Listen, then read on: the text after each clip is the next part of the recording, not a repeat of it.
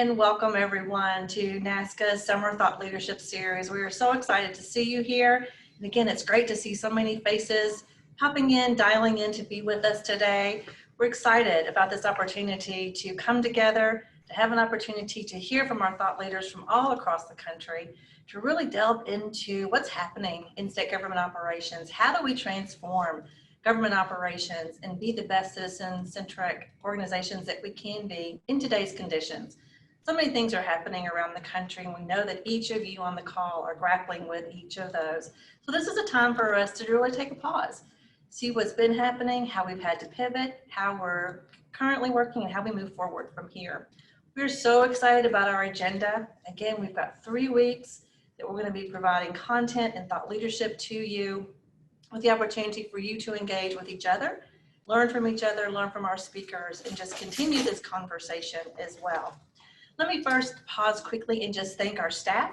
You'll see Jamie Rogers, our Deputy Director here at NASCA, on the call with us, as well as Kayla Leslie, who is running more than one hat, more than she really needs to handle at the moment. We appreciate all the work that she's doing, as well as our AMR team as well. We've got great staff that has helped us put this event together. So thank you to everyone that's with us on the call today. We also could not be doing this event without the generous support of our corporate council partners and our sponsors. So Kayla, if you can just share some of our logos from our corporate council members. You see here that our contributing partners for the series are Accenture and NeoGov. Our thought leadership partners, Ivalua, McKinsey & Company. Our connecting partners, Amazon Business and JLL. Our Fast Talk partners, Deloitte, Guidehouse, LinkedIn, ProCurated, and Periscope Holdings. Our event partners, Alvarez & Marsal, Benefit Focus, Civic Initiatives, KPMG, and Workday. Our webinar partner, Kronos, and our media partners, Governing and Route 50. And again, we could not be providing this information and content to you without their very, very generous support. So we thank all of them. And with that, let me introduce NASCA's president. We're so excited to have him with us today, not only to bring welcome comments, but also to share on our panel. Dan Kim is, again, not only the president of NASCA's executive committee, but also the director of general services for the state of California. So Dan, let me turn to you and let you bring some opening comments. Thanks, Pam. Appreciate it.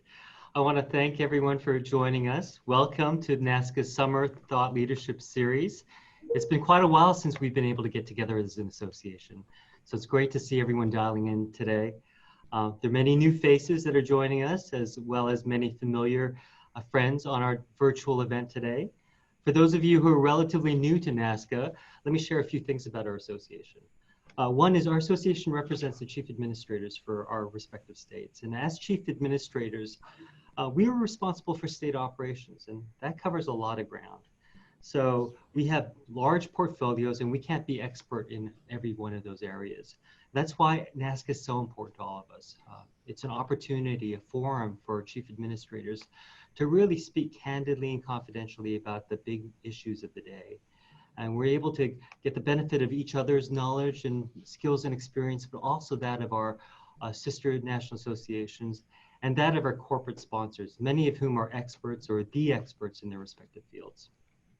So I want us to think about that as we shift towards this virtual platform. I want to encourage all of you, all of us, to participate in this and in future thought leadership series with the mindset that we're in a NASCA conference, that this is going to be a more intimate gathering and we can speak freely. So I ask that you all lean on each other to share your experiences and learn from each other, and be willing to ask the stupid question. Okay? We have a lot of stupid questions to go over because we've got a lot of learning to do. And there are a lot of questions given the circumstances that we have today. I mean, this is unprecedented. We have the global health pandemic, a fiscal crisis, and a social justice movement hitting us simultaneously. But we're here now, and we can help each other. And I can't wait for us to be able to meet in person. Hopefully that will be sooner rather than later. But for now, let's use this time to recharge, take away some nuggets, and apply that type of learning so that we can transform our state operations. As you'll see on our screen, we have a highly dedicated group of corporate council members who've made this series possible through their support. Please take the opportunity to thank them for their continued support of NASCA. We couldn't be holding this and other thought leadership sessions without their support. I also want to thank the Thought Leadership Working Group who've helped shape our event. Thank you for taking the time to assist with all of your planning efforts. So now let's get started with today's presentations and hear from our speakers as they describe the necessary changes they're implementing under today's conditions. Pam, if you can introduce our next speaker, appreciate it.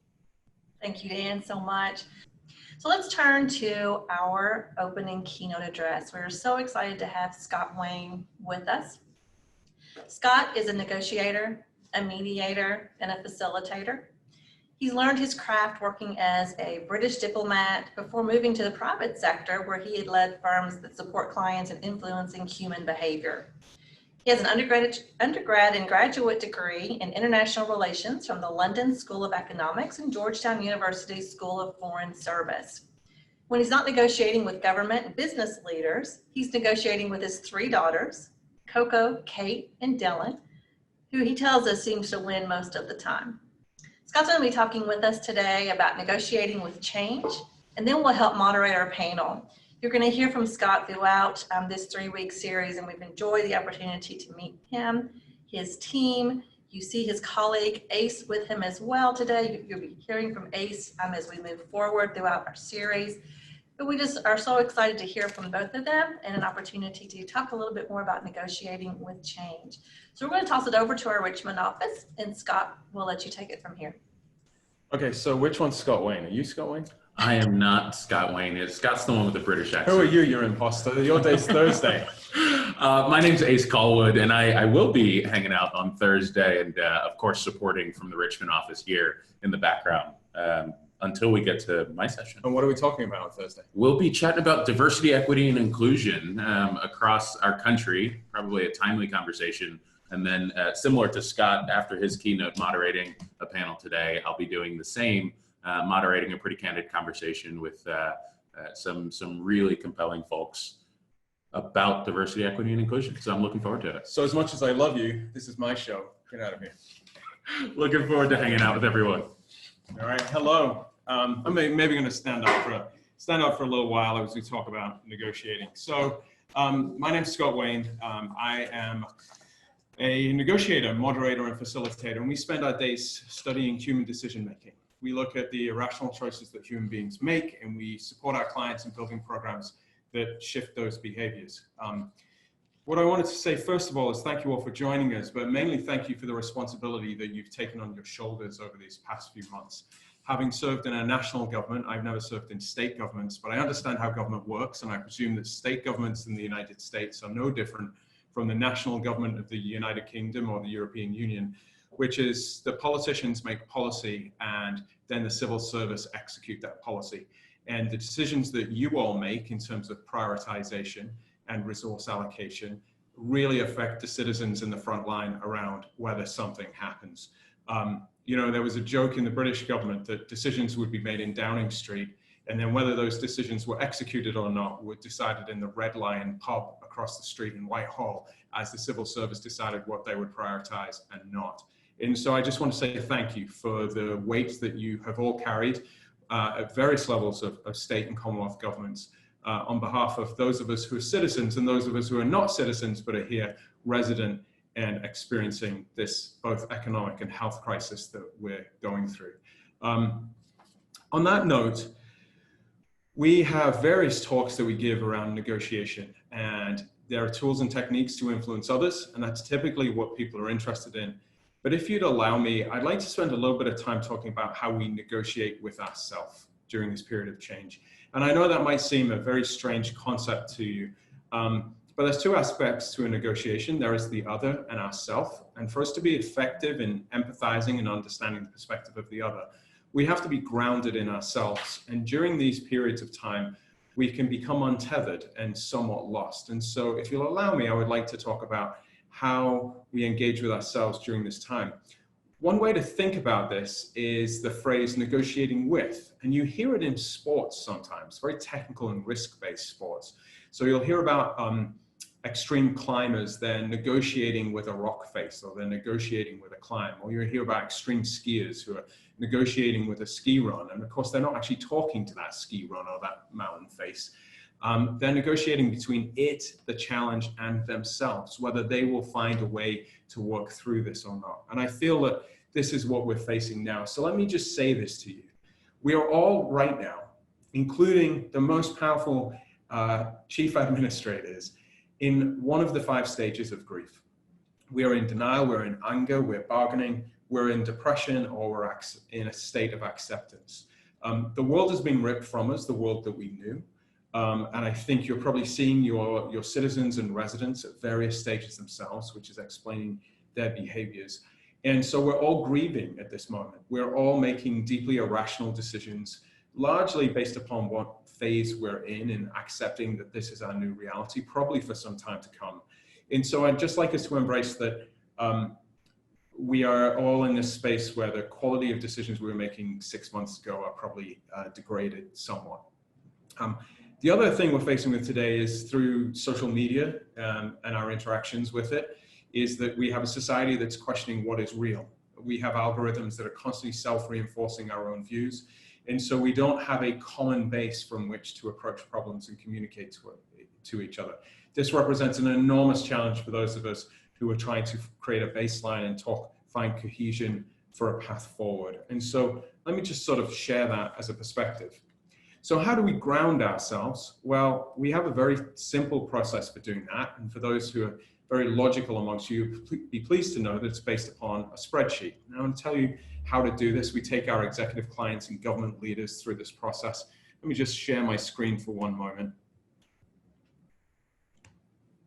And I would like to say, while we have this opportunity, is that everybody who wants to be in this session is now in this session. I'm sorry for that slight delay in being able to bring people through. Okay, here we go.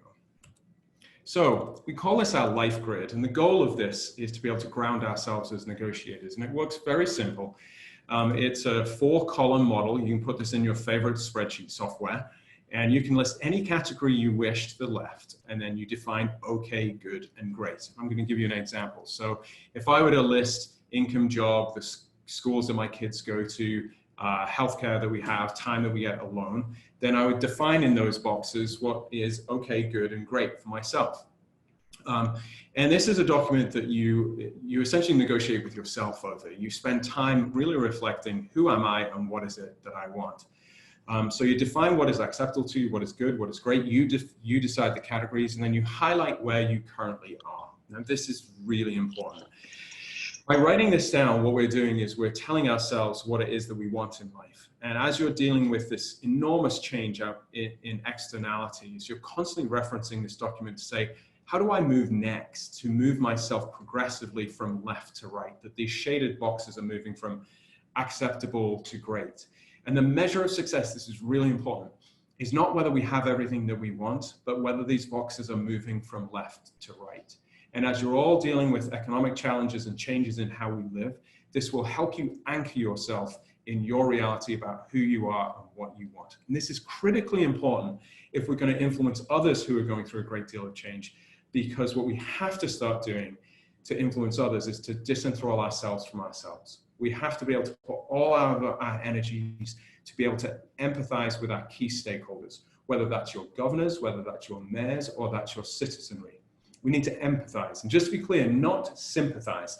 Sympathize comes from the phrase simpatico. It means how I would feel if I were in your shoes. So we express sympathy at a death of a relative, of a friend, because if I experienced the same thing, I would feel the same way.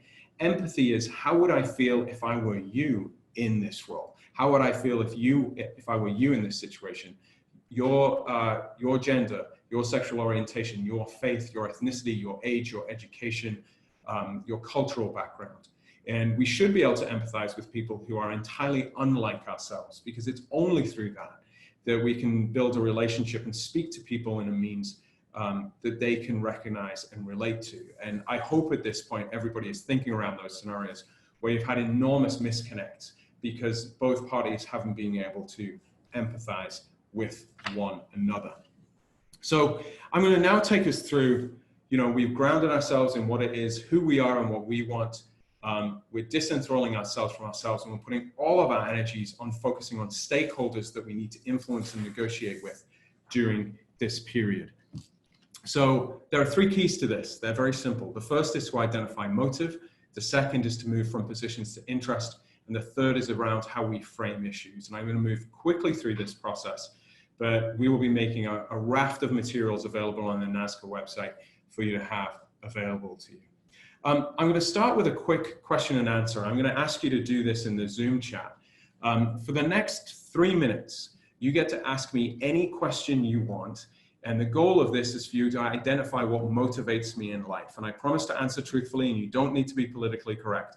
But we're going to try to identify my survival motivation, what it is that I define as needing to survive, and my identity motivation. That is presuming I have my needs met, how I see myself. Okay, so it's not how I actually am, but it's how I see myself. One way to think of it is the Instagram version of myself. So for the next 3 minutes, I just want you to put questions into this chat room of, what do you want to ask me to try to identify what motivates myself?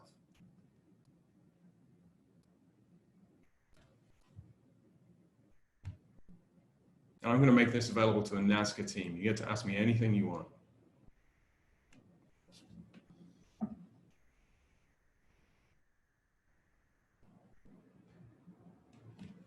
I'm not seeing any questions. All right, there we go. Oh, here they come. Let me move this chat box so I can read it. Why do I do the work that I do? Because I'm fascinated around the crazy decisions that people make and what leads them to do it. And I get quite an ego kick out of finding a path to lead them to do something differently. My family, growing up, I grew up in the north of England in a post-industrial town called Teesside. And my dad was an oil rigger, and my uncles and aunts all worked in shipyards. Let's see. What was my family like? Very, very warm and close and supportive. What I like to do outdoors, I love to kayak and I love to trail run. I hate road running, but I love to trail run. Definitely dogs, not cats. What do I want my life to look like in 5 years? Actually very similar to right now. I work 5 minutes from my office. We get to work on interesting projects like this. I'd just like to keep it right here.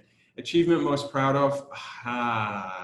This makes me uncomfortable because I do that fake humble thing that you see a lot of people in my role do, where I pretend to be humble, but I'm not really. I've got a huge ego. Probably the pivot that we've done from doing a lot of in-person facilitation to building a digital studio to be able to do this thing. If we survive COVID, that will be my greatest achievement.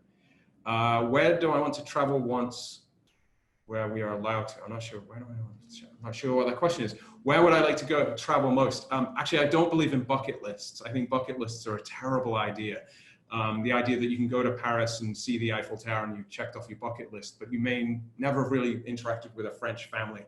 I think we should have experience bucket lists, that I want to have a debate with somebody I disagree with passionately over a great bottle of red wine, but you're not worried about where it is or whether you've got a photograph of it. What's my best 5K trail run? There's one right across the street by the James River, and it's a combined mountain path trail and hiking trail.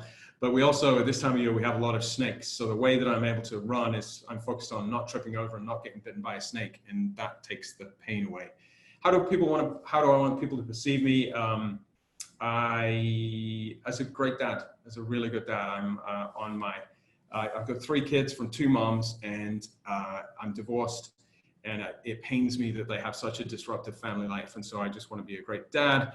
I'm going to do one. Where do my kids go to school? That's a great question. I live in the city, but they go to private school. Actually, 2 of the 3 go to private school. So I'm that horrendous person that wants to live in the city, but don't send my kids to private school. Do I get questions about your accent, or are people fascinated by it? Yes. Australians presume that I'm an idiot, and Americans think that I'm smarter than I am because of the British accent. Okay.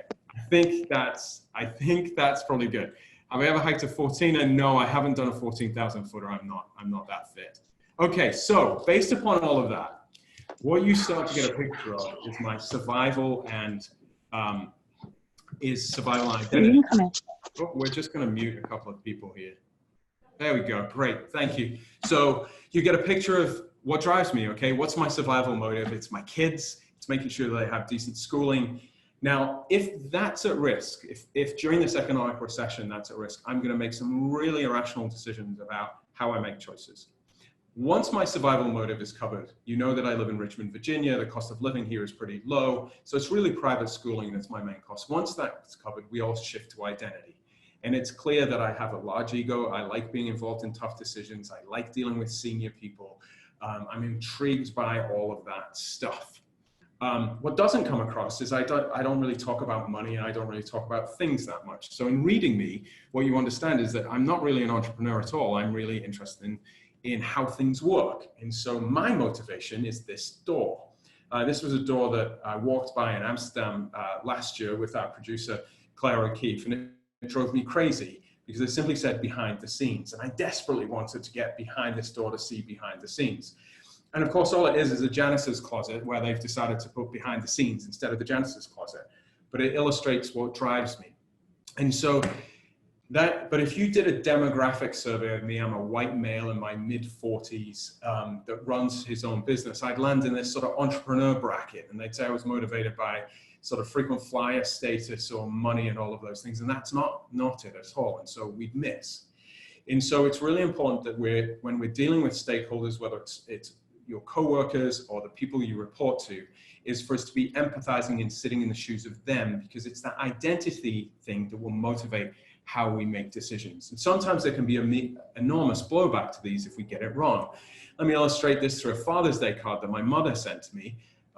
So she sent me this card right in the middle of the divorce. I'm very focused on the kids. And she sent me this card, which you can read there. Hi, Dad, you're the very best dad in the world, and we love you so, so much. With love from your girls, and a photograph of me and my kids. So you think that was right on, right? Understanding my motivations in life. There's one slight problem with this, is that photograph isn't of me and my kids, it's of my brother and my kids, with my mom implicitly saying, hey kids, run to your uncle because your dad's a bit of a disaster. She still claims this was an honest mistake, but you see this blowback all the time. You see this particularly with salespeople or people who are focused too much on themselves, where you're inviting a Catholic to a steak restaurant on a Friday, you're inviting a Muslim to any meal during Ramadan, you're inviting a single parent to cocktail happy hour. It's all about us rather than them. And these are just sort of silly, and you'll have all experienced this. And the goal is, as we're negotiating influences, get out of our own skin, know who we are, and focus on the other party. This is not rifling through trash cans to find dirt on people. This is generating insight through being empathetic and doing so transparently. So if I was going to a meeting with Dan and we're focused on something around California, I'm going to want to be able to say to him, Dan, I spent as much time as possible researching you and your responsibilities so that I could understand, if I were you in your shoes, the things that are driving you and the things that are a pressure to you. And Dan should be complimented by that. He shouldn't feel cheated by it, so to speak. And if we don't do that, we see massive blowback. I was involved some years ago on a negotiation over a big sports sponsorship deal, and we were negotiating with UPS, and the chief operating officer of UPS was coming very close to signing this multi-million-dollar deal. And I was the person who FedExed him the proposal because we were so enthralled with myself. I was so enthralled with myself. So I'm not famous in the headquarters in Atlanta of asking for X million dollars while FedExing it. And so motivation is the thing that really drives almost every element of influence. And if we're doing this correctly, then we will be successful in resonating with our audience. But to do that, we really need to be focused upon the things that are on this slide here, which we'll make available to you all. Okay, so once we've identified the motive of the person we're negotiating with, the next is to move from positions to interests. The work in this field was all led by this gentleman, Roger Fisher, who was the first academic to really study negotiation. He founded something called the Harvard Negotiation Project in the 1980s. We'll provide you a reading list of some of his and Bill Urey's work up at the Harvard Negotiation Project. But he really focused on this thing about moving from positions to interests. Now let's choose something that's really difficult to illustrate this. Gun ownership in the United States. You all represent 50 states for which there are very different views over gun ownership. But I dare say that many of your citizens view the ownership of guns as one of these two categories, liberty or violence. There are positions that people have about the right to bear arms, and it causes enormous heartbreak and tension in societal United States. And what's going on here is that we have two groups of people that are looking at the same data set but see things very differently. So for some people, owning a weapon in the United States is all about America. It's all about liberty and freedom and individuality. And for others, what they see is they see a lethal weapon. And both are correct. And it's the reason that we don't make any progress on this issue is because we're locked into positions over right and wrong. For me to be right, you have to be wrong. And these are all tied to issues around the Constitution and freedom and America and liberty and personal safety and children. And therefore we make, unsurprisingly, to people in my field, we make no progress on this issue whatsoever. But if we can move from our positions to our interests and we stop talking about the right to bear arms, but we actually say, hey, is our common interest having children be safe in schools? Actually, we get almost universal agreement. We land in a place where we can all work on it together. And what's really important is we stop judging each other and we borrow from comedy improvisation skills. And instead of saying but, we say yes and we build on ideas to find solutions. You can probably see why I've chosen this example. COVID-19 is one of those things that is splitting our society. And we need to move away from positions of right and wrong and move to a position of what is our common interest in terms of restarting these economies and keeping as many people safe and healthy as possible. I purposely chose this tough subject because it's essentially saying we're using imperfect means for optimal ends. Or another translation is, you can be right or you can make progress. You get to choose. I can't emphasize that enough. Very rarely are we going to make progress on an issue if you are entirely proven right versus your counterpart because they are feeling flawed and weak and maybe cheated. It just doesn't make progress. So we're constantly focusing on your stakeholders' interests and your interests and how we find a mutual path forward. The final key is this idea of emotive framing, of how we frame the discussion. It's almost the most important thing is to focus on this before we even start trying to influence another party or reach a negotiated agreement. It's where you find this nonsensical phrase, the negotiators are negotiating about the negotiations. And it seems nonsensical, but actually it's really important. It's what is in frame and out of frame. One way to think about this is we frame art to tell you that's what we're talking about. Another way of framing is a simple agenda that says what the goal of the meeting is and what we're talking about. There's a lot of psychological work on this, and the leading researchers in this field were Amos Tversky and Daniel Kahneman. They were the first non-economists to win the Nobel Prize for Economics. They're actually psychologists who started the field of behavioral economics, or were founding fathers of it. And they did all these groundbreaking studies around how if you ask questions differently, you frame questions differently, you can lead to different answers. One of their flagship studies was with Harvard-trained physicians, where they asked these two questions. Would they go forward with a clinical procedure if the risk profiles were like this? Well, for those of you who are mathematically oriented, you know that the risk profile is exactly the same. But for Ivy League educated physicians, the way that a question was framed can lead to dramatically different results. And this whole field is around this idea of framing. So let's go back to that toughest of issues in the United States, which is a binary split around the rights of people to keep and bear arms. We have a choice. We can either lock in positions over this and argue over what the yes or no of whether we have the right, or we can reframe the question to be to accept the right and then focus on the word arms. And there is a common definition of arms. It's not debated. It's any device that can be used for defensive or offensive use. And by doing that, then we get to ask Americans, which of this range of arms are you in favor of Americans carrying? Because all of them fall in that category. And what we've suddenly done is we've taken a binary issue where it's yes or no and turned it into a spectrum, which is almost every issue in the United States that we're dealing with right now is presented to us as binary because of the way that algorithms work, but are actually spectrums. And so the onus on you all, as you go through this series, is to be thinking very hard about how do we reframe these issues for our citizens and for our politicians and for our civil servants, so that we can actually move these issues forward quickly and aggressively as we deal with these multiple crises at a time. I'm going to finish here, and we're wide open for questions at the end of this session at 3:30. The focus is disenthrall ourselves from ourselves, know who we are, and find their motive. Choose progress over being right, focus on our interests over our positions, and create maximum resonance. Frame issues around the common interest and the motivation the stakeholders you're dealing with, and you'll be able to move things forward. Jamie, that may be the fastest that I've covered this content in my life. Bring us home. Thank you, Scott. so much. I think we are just learning so much about how to do this in a virtual setting, how to make this engaging, how to make this interactive.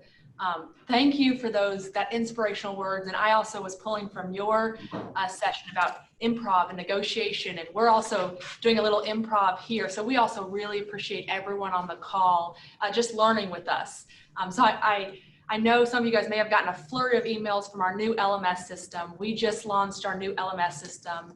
There was our learning management system. It seemed like one of the features was on that sent a flurry of emails. So I promise Kayla has been rapidly working to fix that. Anyone who's launched a new technology knows that sometimes it's just do fix.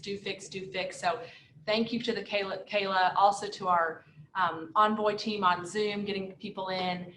Thank you so much for all the improv and being patient and empathetic as we learn how to do this in a virtual setting. So I am super excited for this next session. We heard from our keynote, Scott, about negotiating with yourself and being a leader. And we have 4 of the national leaders that I'm really excited to hear about coming up. So first up, I want to introduce Amy Fesher. She was appointed by Governor Asa Hutchinson as the first Secretary of the Department of Transformation and Shared Services. And there's an amazing article on what's happened in Arkansas on really consolidating some of the departments down. And she talked about that at our last NASCA conference. And so I'm excited to hear from her. We'll also hear in this next panel from Dan Kim. Dan, as you know, is our NASCA our NASCA president, as well as he is the director of the Department of General Services in California.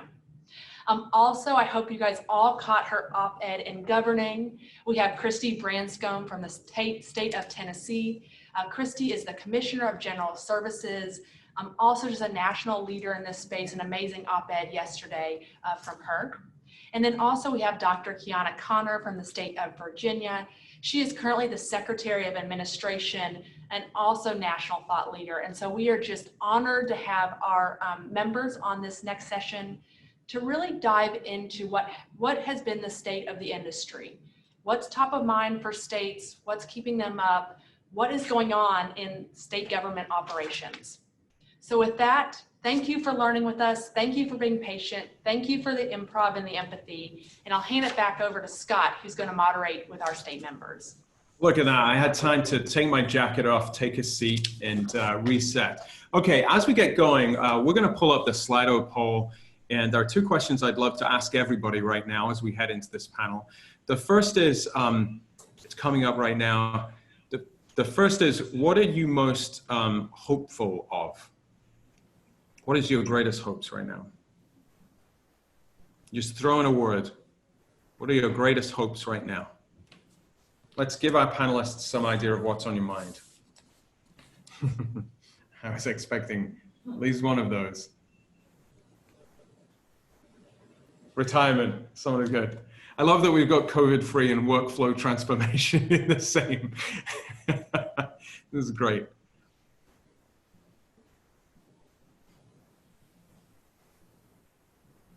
We're seeing some in the chat too, equality, peace, health and safety.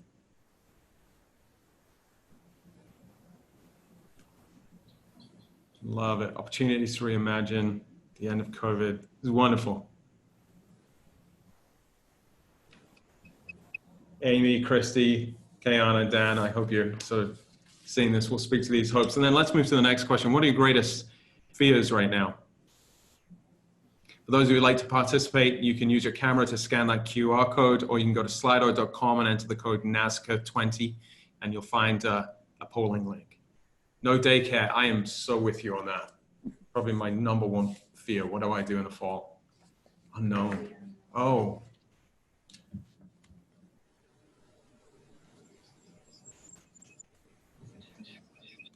Magical.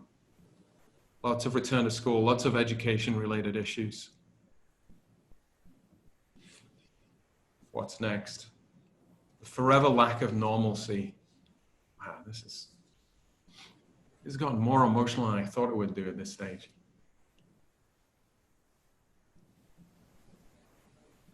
Thank you all very much.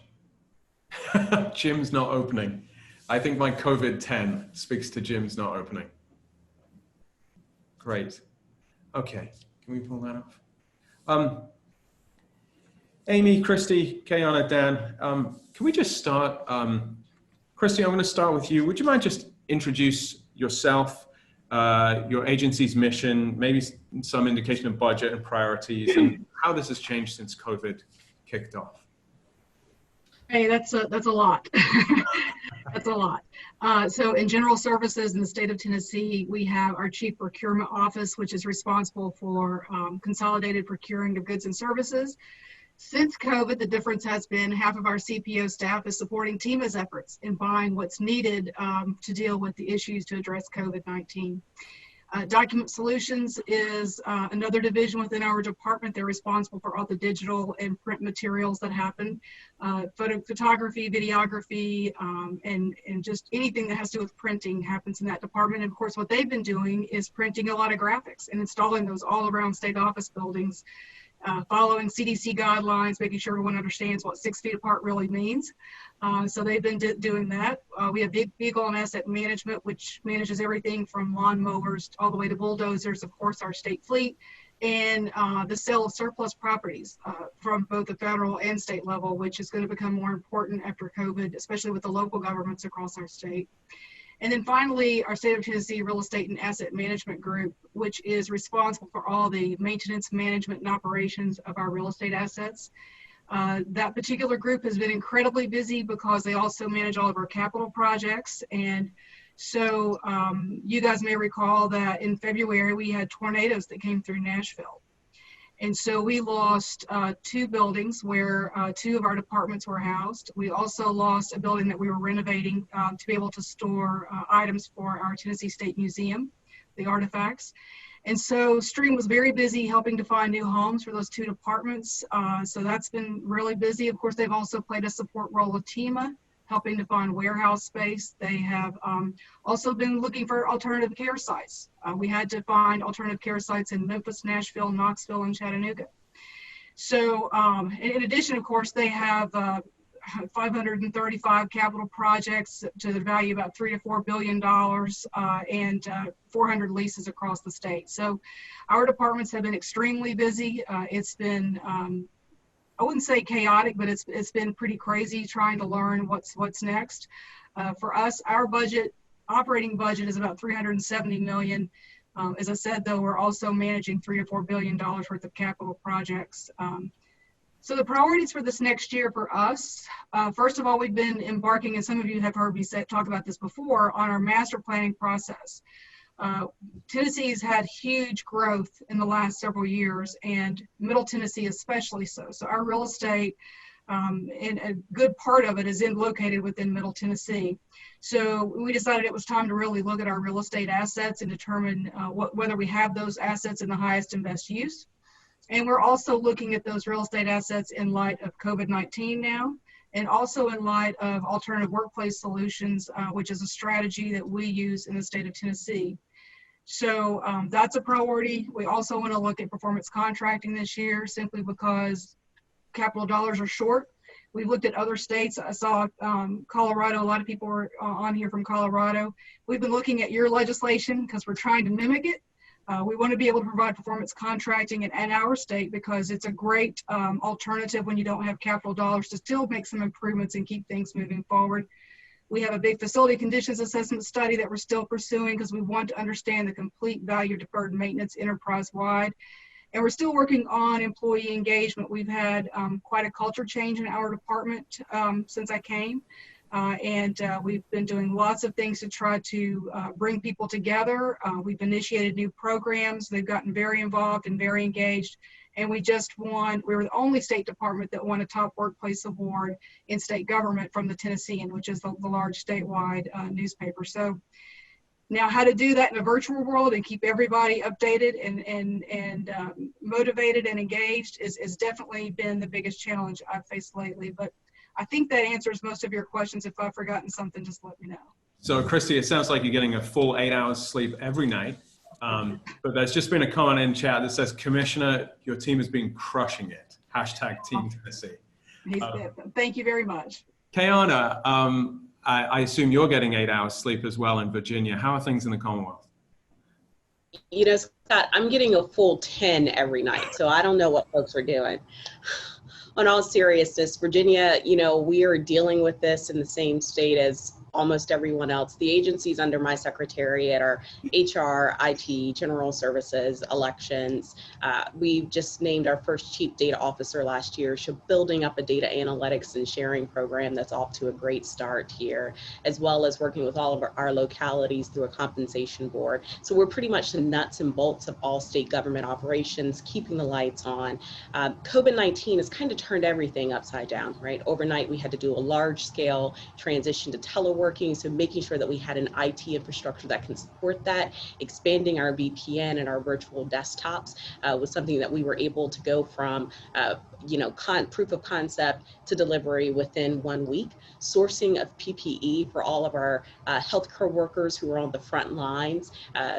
This was a really big issue with getting those materials to states and working with the federal government to the best of our ability. So happy to report that we now have an inventory of 400 suppliers that not only our state agencies, but our local governments, as well as our small businesses, can tap in through our electronic procurement market. Facility management is big for us, right? Making sure that we have put all of the precautions in place to ensure a safe workplace for those who do have to be into our buildings at this point. From an HR perspective, giving guidance and best practices for teleworkings to make sure that both our managers and our employees are being able to work as effectively and efficiently and still just focus on outcome and not necessarily hours there. Real estate, I love what Christy mentioned. I think COVID has provided us with a great opportunity to actually look at our real estate portfolio, our footprint throughout the state, to look for areas of cost optimization. I think we're headed to a new normal. Things are not going back to the days of pre-COVID-19. So how do we adapt to that and look for opportunities to make long-term investments and changes into our operating model? I also have the state lab under my portfolio, which is a little unusual for administration, but I'm happy to report that we were able to work with the CDC to really expand our testing capability, as well as to bring in some other small companies within the state to be able to help supplement our testing capacity here, which is still continuing to grow to meet the needs of our population. So that's a intro of what we're working on, how COVID is really pushing us to look at things differently and to innovate in real time. So I had joked at the opening of my comments that a lot of policy got done in the Red Lion pub in Westminster in London, and I'm already picking up between the two of you. There's a window for innovation here that's been presented through COVID-19 to get things done that may have been a possibility but might not have made the top of the pile. So I'm going to come back to that in a moment. But Amy, let's head south and go to Arkansas. And what's the picture there? Where are the commonalities and differences with Kayana and Christy? Thank you, Scott. Some of the things that I cover in my operations is the personnel, procurement, information systems. We have geographic information systems, employee benefits, and the building authority, so all of the property and leases around the state. We have changed a lot since COVID and it shifted everyone's priorities, I think, but getting everyone set up quickly to work remotely, learning how to meet virtually, which for a lot of policy development. We found that our inclement weather policies looked at a very different scenario than you look at when you're in a public health emergency. Working on things such as setting up call centers to address the needs and unemployment right now. Safety's been a priority. I've learned more about PPE than I ever wanted to know. And then just sanitation, spacing, how we provide for our workforce has really been some of the changes that we've seen. My priorities for the department are innovation of our processes. We've worked a lot on that. Changing the culture of state government is one of the things that I think about every week. And how do I do that? How do we all do that? To one that's more responsive, more accommodating, and one that works as a team across the entire state rather than being so siloed and individual in our thoughts and processes. Our mission for my department is EPIC service. And so EPIC is an acronym that stands for excellence and expedience, looking at people over the process, innovation, and continuous improvement. So those are some of the things that we're focusing on here in Arkansas. I love it. Amy, thank you so much. And I love that the innovation is thinking about people and culture. I'm going to be spending a lot of time during the rest of this virtual series focusing on how we tap into human talent and equity as we go forward. Dan, give us a picture in California. So a lot of the same things that my colleagues just spoke to, but with respect to real estate, we're really looking at this both internally and externally. So with respect to internally, we have about 38 million square feet of either leased or state-owned space, and we're not going to need it all. So we have to figure out what are we going to do in the future, because telework is here to stay. But how do we do this careful planning? How do we think about things in terms of post-COVID versus just what's going on right now? Because we don't want to throw the baby out with the bathwater. So that's top of mind. Telework policy, which my department's over. So how do we implement a policy? How do we work with the bargaining units on that? How do we make this real? And again, how do we not overreact, but at the same time meet the needs and meet the moment? PPE, obviously, but on the procurement end, we're doing so much. We're developing right now an RFP for surgical masks and N95 masks that we will make available not just to state departments, but also to local governments and possibly other states. And that's a major challenge right now. But we're really thinking also about field medical stations and thinking about how do we get the economy back up, and what's our role in DGS in promoting that. And right now, largely it's about making sure that we get medical supplies available. But another thing I don't want to forget, and that was top of mind prior to COVID, is sustainability. And that's something that our departments have a lot to help in, because we have a huge footprint, whether it's construction or fleet, facility management. We can do a lot to reduce the carbon footprint. And I found out actually with the telework policy, in our department alone, we've calculated we are reducing, by not driving to work, it's about the equivalent of 10,000 gallons of gas we're saving a week, just in my department. I can't imagine the savings statewide. That span of control that you all have, both directly and Christy, you touched on your budget, and then the budget that you influence, like the scale of influence. So let's come back here. I'd love to focus on sort of what have been the most surprising or welcome innovations that have come through COVID-19. There's a wonderful study out of Canada that has been interviewing Canadian fathers who've expressed that one of the big upsides is they've actually spent more time with their kids and discovered they like their children. So for Canadian dads, the innovation has actually been being present. Maybe that will stop people like us saying, you know, I'm babysitting my kids this weekend. We'll eradicate that phrase from men, at least north of the border. But for each of you, what have you seen in your states and commonwealths that has almost been an unexpected welcome innovation as a result of this? If I could start, one thing that we've been able to do in California is take this as an opportunity to house homeless people. So in order to prevent the spread of COVID, we made a statewide policy. How do we get homeless folks into housing? We've used this program called Operation Room Key, where we've identified hotels throughout the state and housed people there and provided supportive housing, supportive services surrounding that. And then we found out that in the course of doing that, the state is now actively pursuing options to purchase some of these hotels and make these into permanent supportive housing units. So that's something that's going on right now. In fact, we've gone ahead and in our budget, we've proposed $600 million for that effort. And given that the state of many hotels right now, many of them are close to bankruptcy, so this can be a win-win proposition. It's amazing. That's remarkable. Amy, take us to Arkansas. What's going on there that you're seeing that has been a welcome surprise? One thing that has really been evident in Arkansas is just the willingness to work across all departments and just the attitude of we're all in this together, learning from each other, helping each other, assisting, which is really the goal for our state. And as far as you were talking about personally, in my personal life, one of the most welcome things is just the family dinner. everyone is sitting down and eating together and no one's jumping up from the table. So that's been a great experience that I've enjoyed and welcomed during this time. I love it. Christy, what about you? Yeah, so for us, we instituted alternative workplace solutions. I mentioned this earlier back in 2017 under Governor Haslam.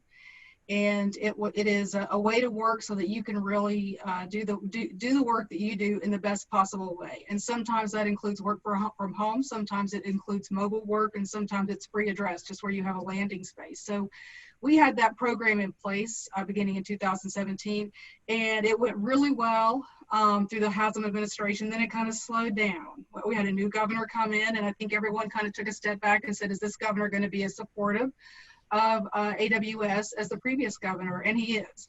The good news is when COVID hit, we were able to transition very easily and move lots of people home, because there were lots of people already working home. But the rest of the departments now are embracing AWS. And what that means for us is we've already reduced our real estate footprint by about 375,000 square feet. And we're predicting over the next 2 years, we're going to reduce it by another 375,000 square feet. And we're in, as I mentioned before, a very hot market in downtown Nashville. And let's hope the market's still that way after COVID-19, but we're going to be able to potentially sell 2 different office buildings. So that's wonderful. The good news also is you have reduced your recurring expenses every year because of real estate. $5 million we've done so far, and then in another couple of years we hope to see another $5 or $6 million within which we would reduce the square footage. But I do think, and someone else mentioned this a minute ago, we will see more people move into a permanent work from home situation. All the departments, of course, across our state are looking at how they can reduce their cost. And the one thing they've realized going through this is that they can reduce their cost by moving people into these AWS situations and not needing the real estate. And so it's a huge savings to our taxpayers. And it's also a new way of really working. And the big draw for us is flexibility, of course, is a great recruitment tool. And a great retention tool as well, because we have lots of people, of course, that are retiring across the country. And young people, young workers will come in, and if you offer them flexibility, they're all about it. They love it. That's one of their favorite things. If they hear that, I mean, the difference in the money can be, quite a bit more than what you would think if you can give them flexibility. So I think that's it's been wonderful to see more departments embrace AWS across our state. And Christy, I think you touched on this in your opening remarks. I believe it was you used the phrase, we have to move from outcome to outcomes, not hours. And we'll be talking about sort of creating cultures within states and commonwealths to support some of those cultural transitions that are going to be necessary. Kayana, let's hear about some innovations in the Commonwealth of Virginia. Just a reminder, I'm a taxpayer in the Commonwealth of Virginia, so I'm hoping these are going to be impressive. We love you being a taxpayer in Virginia, and we want you to stay here. Just elaborating on what Christy said, for us, what I've been most pleased with is the overall culture shift that I'm seeing through state government. You know, if an employee worked at a particular agency, left for, let's say, 3 or 4 years and came back, 9 times out of 10, not many things have changed while they were gone. COVID-19 has really forced us to innovate and to adapt in real time. You know, a lot of our agencies have had to go through tremendous IT and digital modernizations within just a course of a few weeks to be able to keep their critical services running. And I actually think that those services are more citizen centric now and a better experience for those citizens. So I actually think the IT investments that we're making right now to automate, that's going to have long lasting change to how government operates and how it operates more effectively and efficiently. The workplace culture. As Christy was saying, I think it is really important as we try to become premier, employers in this space that we allow flexibility for our employees. Now that they've had a taste of what it is like to work from home, either full-time or part-time, this is something that the workforce is going to want moving forward. And I love that our managers are being able to adapt to this and to see that the outcomes that are still important at the end of the day are being met, and productivity for some agencies are actually rising. So I actually see a continual shift that will continue along that route, and that's something that's of great benefit. And lastly, the empathy. You know, when businesses close, governments are needed more than ever. And I am really proud of our state workforces and workforces all across the country, as well as the federal government, who really leaned in to continue to provide vital services for our citizens, as well as treating one another with the respect and the mutual support that I think we've all needed. Here in Virginia, we really work to provide wellness programs, both physically as well as mental health, because there's a lot going on, adapting professionally as well as personally to COVID-19, in addition to all of the tremendous social change that's happening around us. You're all touching on this theme that it's almost that several years from now, you'll be using this phrase, we need a COVID mindset to resolve this, that it's almost the thing that we've learned that we're going to force collaboration or going to win collaboration from each other to drive through the necessary change. We talked, Kayana, you touched on the sort of the social backdrop that we have to this, and this is a question that's close to my heart, having been a government servant, what are you doing about the common misconceptions around government itself, and particularly the operations of government, the pieces that you're responsible for?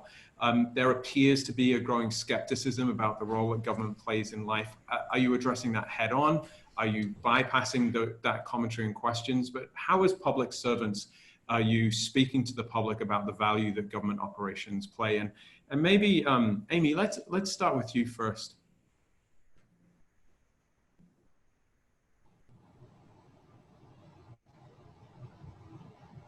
We may have a sound challenge with Amy, so I'm going to throw this over to Dan. Would you take that question?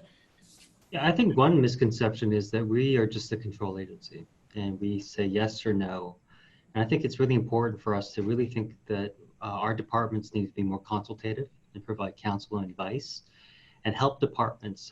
So one of the things we're doing is delegating more authority, seeding that, but making sure that we accredit departments for procurement. So again, making sure that the larger interest is served, which is making sure that departments procure appropriately, but we don't have to do it for them. At the same time, a lot of folks may have the misconception that all we do is execute on policies that other people make. And I think we have a huge role in setting the agenda.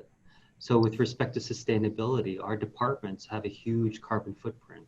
And we administratively can make a lot of changes that can shift how we are, whether we're carbon neutral or not. That's one area. We have a lot of surplus properties. We can shift how we use those properties, maybe for affordable housing or for other purposes. So I think for me, it's really about being more consultative, and two, about aligning what we do with larger policy goals. Love it. Amy, I think we have sound back for you. Yes, thank you. Some of the common misconceptions that I encounter is that state employees are not driven, not hardworking, and that our processes are inefficient. So some of the ways we're trying to combat that here in Arkansas is just engagement with the employees, leadership training, mentoring, working with those groups, and trying to change the image of how some people look at state employees. And then also in the processes, just continuous quality and process improvement, working to get the best enterprise systems in there that will benefit all of the state workers. Thank you. And I was slightly distracted. We were trying to bring you up on camera, and we were presented with Dan. We can't get the president off the screen. I think that's a right of the president. Christy and Kayana, I throw this over to you. So this sort of reputational thing, the brand of government, particularly the brand of government operations, how do you both feel? And feel free to disagree with each other. Yeah, so I can't disagree with Amy on this one. I'm sorry. I'd like to, but I can't. So the thing that comes to my mind, and I had local government experience. I was the COO deputy mayor for the city of Knoxville for about 6 years before I came to state government. And it was funny because I'd worked in the private sector my entire life. And so when I made the change, the private sector was like, oh, wow, we really appreciate you doing this and stepping up and going to the public sector. But dear God, you're not going to make it because it's going to be so hard. You're not going to be able to deal with the employees of the public sector. And just the opposite is true. The people who work in the public sector, you always have your one or two because we all draw from the human race, right? But the public sector, the people who are there are typically there because they're passionate. They want to make a difference. They believe in what they're doing, and they believe they can make a difference. And I saw that all across the government in the local level. and then came to the state level and hoped it would be the same, and it really has. So I've had nothing but pleasant experience. So how I look at it is it's incumbent upon me then to go back and tell all my private sector friends and colleagues that this is what happens in state government or local government, because they need to understand their tax dollars are used wisely and that there are quality people working in these positions and making a sacrifice financially to do what they're doing because they love what they're doing and they're passionate about it. So I agree with Amy. My experience has been nothing but just wonderful. I have top-notch people in my department, my executive leadership team. I just adore them all. They're wonderful. They're hardworking. They're great people.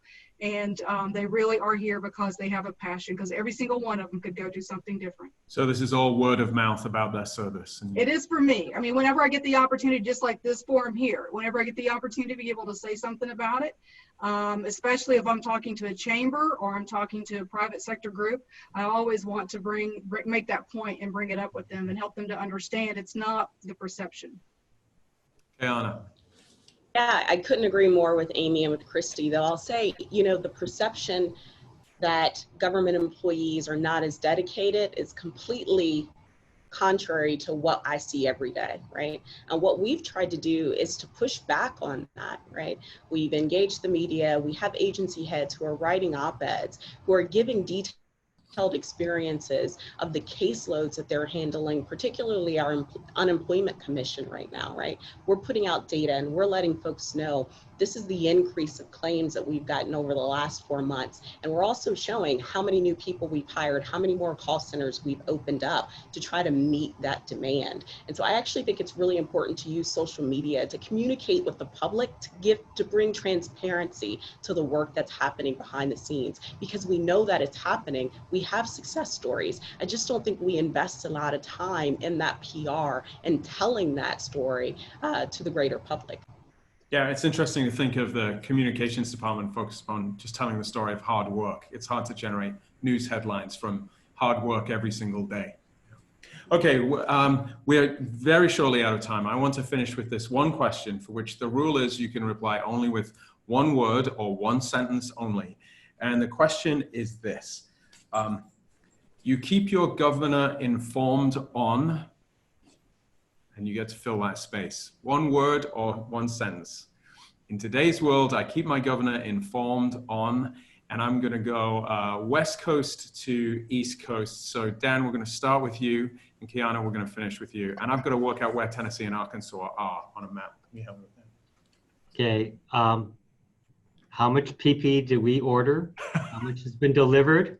How much is in our inventory? And how much have we sent out and to whom? Governor Newsom will know PPE numbers from Dan. I like it. Okay, where's next in my geography? I think I know this. Tennessee's next, right? If I'm moving west to east, yes. Actually, Arkansas. I think Arkansas is right before Tennessee. Is it really? All right, Arkansas, we're going next. Neighbors. These damn foreigners running these panels. I would say policy alignment, making sure we're aligned with the state and federal directives and in this new normal, and then enterprise solutions. Yeah, I love it. Alignment are the agencies working together? Okay, Christy. So we've gotten lots of kudos, frankly, from the governor and from the other branches of government here. And I just try to make sure that the governor knows who it is or which division or which group within our department really deserves the credit, just to make sure he understands it's a team, and it's not just me, but it's people who are in this department and this division who've been in here for a lot of years who are really getting an opportunity to shine. It reminds me so much of my diplomatic days where I'd whisper in an ambassador or consul general's ear. You just want to thank these people at this time. I love it. Kayana, bring us home. Like Dan, our volume of PPE, the number of tests that we're performing each day at our lab, and then anything that may become above the fold.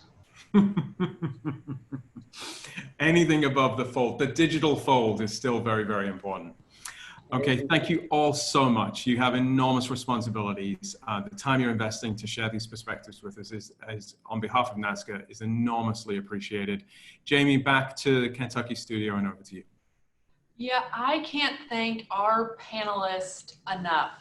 This has been truly inspirational. We've learned so much from you, from really national thought leaders in this space. And we know that the last couple of months, there have been so many lessons learned, so much that we can follow from you all. So I wish we could all give you a round of applause. For those who have their video on, feel free to give some physical affirmations, or also write in the chat just really what that panel meant to you.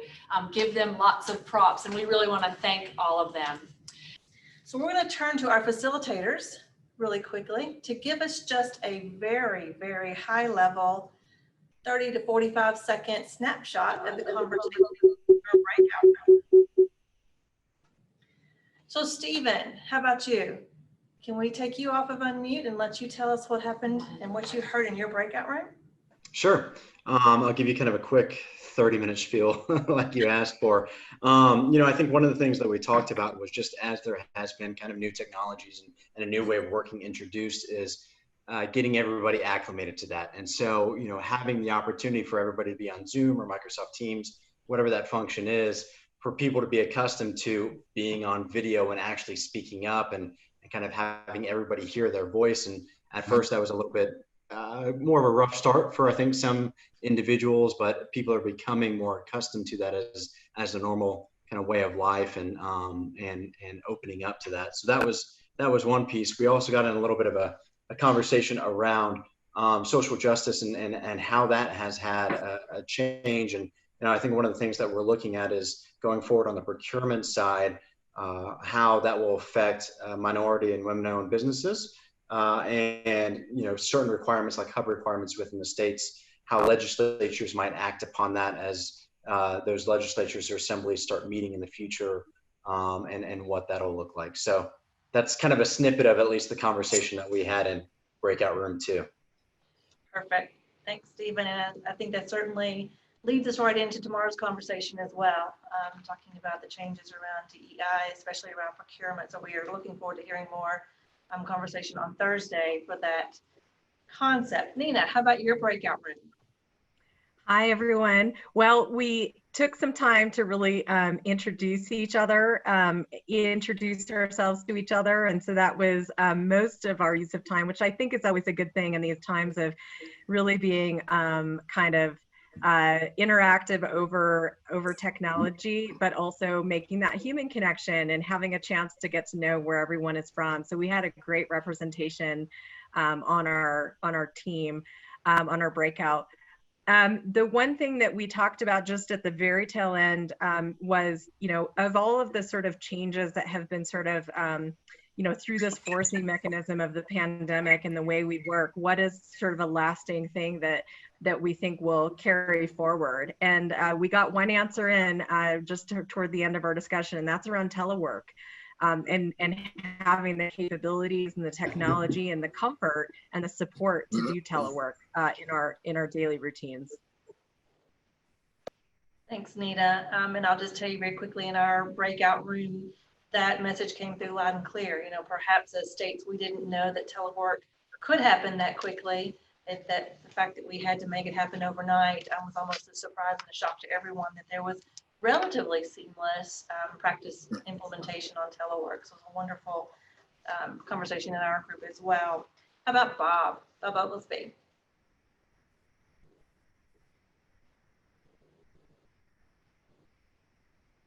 Bob, I think you're on mute. If you can unmute your mic for us.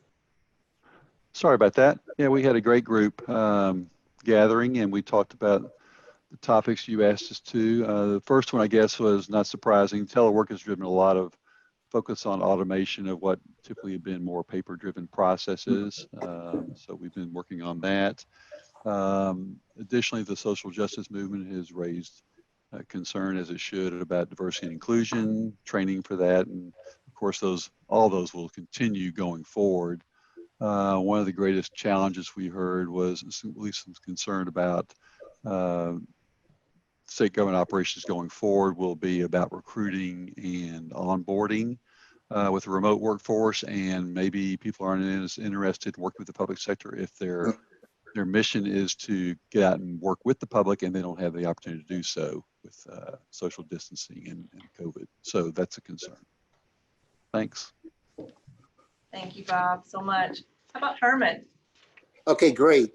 We spent a lot of time connecting with one another, so we got the same mission Nina did, but I think it was still great. And if there was one overarching theme, it came down to fiscal responsibility, with there not being enough resources to go around for everyone to do what they need. And everybody talked about how they have to become more efficient, whether it's through the asset management, or one governor wanted more funds back of unallocated funds to go to ideas. That was one. And I think the idea is that we had a very nice, you did a great job in terms of cross section. We had one new administrator that's only been in 5 months. So that means they got their job and they walked in and there's COVID. And what do? You have to use your great managerial leadership skills to run an operation that you're not familiar with. And also, this is an election year in that state. And so, we all know things are a little different. They're off cycle for the election. So at the same time, they've got to do things there. So it's all about a new way of life. And it seems that everybody is adjusting to it. We didn't talk specifically about the teleworking, but that idea was certainly in it in terms of being efficient with the resources we have and making sure we're very, very prudent with the resources for our citizens. Great, thank you. Cecily, what did your group talk about? Awesome. So I think that the themes that are coming through loud and clear from the other teams were definitely something that touched us as well. On the remote work front, something that was specific to our group that I haven't necessarily heard today was talking about remote procurement processes and how are you managing vendors within portals and things like that as well. And then also the surge in the number of new vendors that are now trying to do work with the government in light of COVID, and how that's impacting your ability to be able to evaluate those types of roles. And then on the diversity and inclusion front, I think focusing on how the social justice movement has impacted diversity recruiting and hiring, and the need to be able to do more outreach to underrepresented groups or people from low income environments and things like that. So more specifically there, like how are we bringing those groups into government service where they might not be there today? Great conversation. Jeff, what about your group? Hi Pam.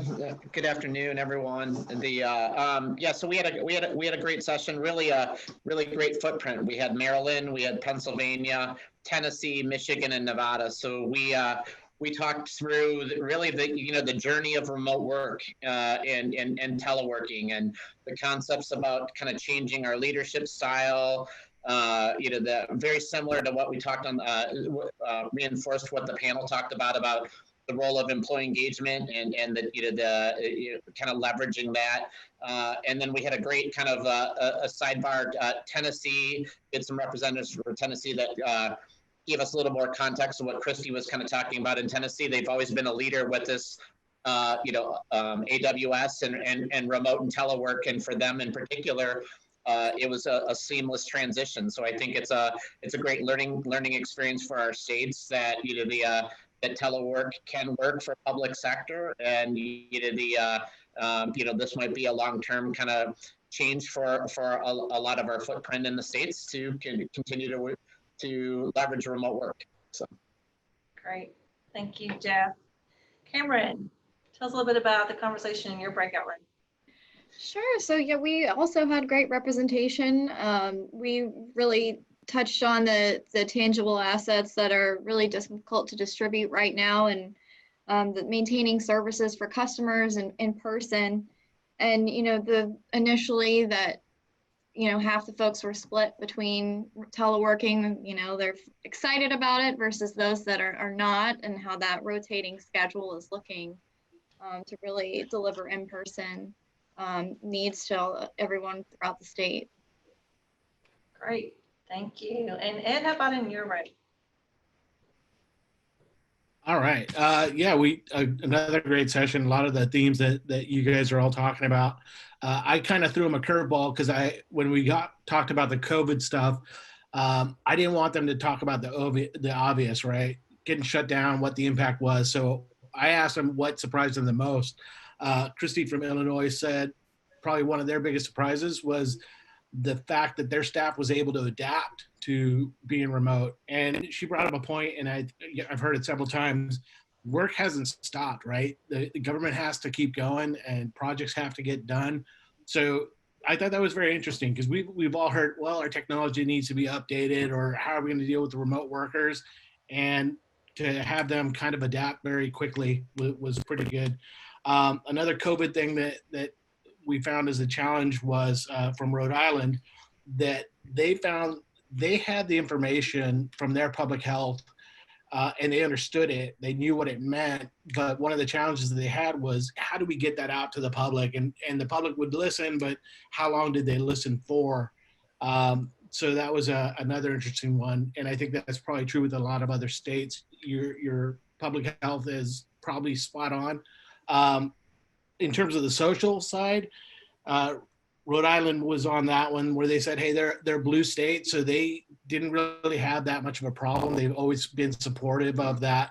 But something interesting that I wasn't really expecting came from Nevada, where she put it pretty clear. It was just another thing that they had to deal with, right? Like, so you had COVID, you had the social injustice stuff, but they already had issues financially, right, that they had to deal with. So it was just, hey, here's another thing to pile on. And then as we wrapped up, in terms of what do you see as a challenge going forward, Tennessee mentioned that, you know, a big concern for them is, what do they do with the people that don't want to come back, right? How are they going to deal with that? So you're still going to have to staff positions. You're still going to have to run projects and stuff like that. What if the people that you need for those don't come back? So that was very interesting, but a good group and a great topic. Great, thank you. We appreciate you leading that. And Jamie, how about your room? I don't have a microphone, so we're gonna have to skip mine. We'll skip mine. All right, thank you. Well, and as I mentioned too, I would intersperse a little bit of the conversations from our breakout room, but I think one way that we can also think about the continuation of this series, one comment that was made in our breakout was around the hard conversations that we are having to have these days. Not only are we having this pandemic with impacts from an economic crisis as well, but also just having those hard conversations around how do we make sure that we're embedding diversity, equity, and inclusion in everything that we do. How we look internally, and then how we make sure that that is portrayed in all of our state government operations. So we hope that you'll join us for the next few sections of our series. On Thursday, we'll be talking about human capital, and again, looking at how that's been shifted due to the pandemic. And then next Tuesday, we'll start off with a little bit more in depth around diversity, equity, inclusion, and belonging, how we ensure that all of our employees are part of our work. We do want to announce our Twitter contest winner. So from the Lexington studio, our state winner, Christy Branscombe from Tennessee, congratulations, and Mike Cook from Ivalua. On our corporate side, thank you all so much for tweeting. Again, you can certainly do this post-event, #NASCA20. We'd love to see your comments and share those throughout your feed as well. Also, again, you had a chance to meet Ace Callwood at the very beginning of the hour today. You will hear from him as our keynote address next Tuesday. But we have a chock full series coming up. Again, we do hope that you continue to join us. We'll be back together Thursday afternoon.